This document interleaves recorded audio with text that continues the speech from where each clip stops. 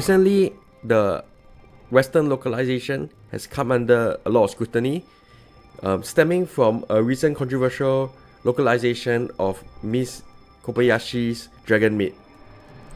In such poor Japanese to English translation has also affected video games. In particular, I'd like to highlight a few examples. For instance, in the popular game Legend of Zelda Breath of the Wild, the translator adds his or her own disdain for capitalism even though it is not mentioned in the original Japanese. So this is like insertion of one's own politics in the translation when it's not originally there, is something that really puts people off in the wrong way. And in another example, for some unknown reason, the translator or the localizer changed the language of Triangle Strategy so much that the characters changed the tone itself. So sometimes I don't understand why this poor localization, whether it's done deliberately or accidental. However, in this video, I want to do something different. I want to show you some examples in which the localizers did a good job when taking liberties with the translation, trying to keep as closely to the original meaning as possible. So without further ado, let me show you 3 of those examples where some liberties might be necessary.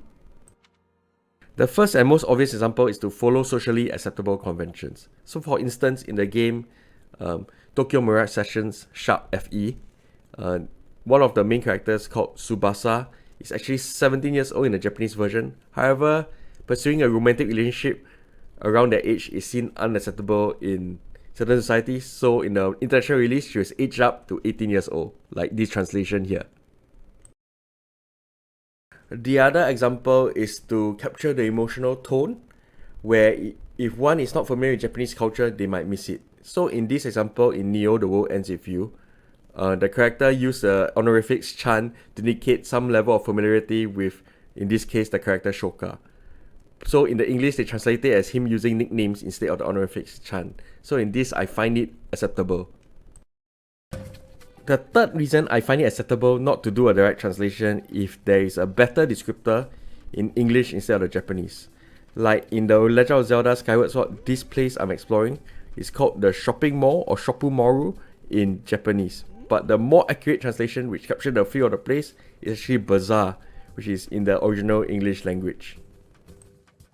For reference, I put the image here to show you the differences in the localization. So what do you guys think? Do you think I'm right or wrong? Do you think that translation should be as literal as possible? Or are you okay with sometimes the translators taking more liberal localizations from Japanese to English? If you can think of any examples where this is justified, do let me know. I think it's quite interesting to have a discussion.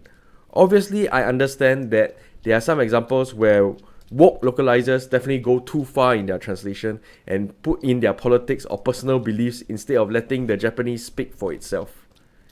So overall, do let me know what you think, and if you like this style of content, do let me know, and remember to subscribe to the channel. Thank you everyone, and this is the 5-Minute Reviewer signing off.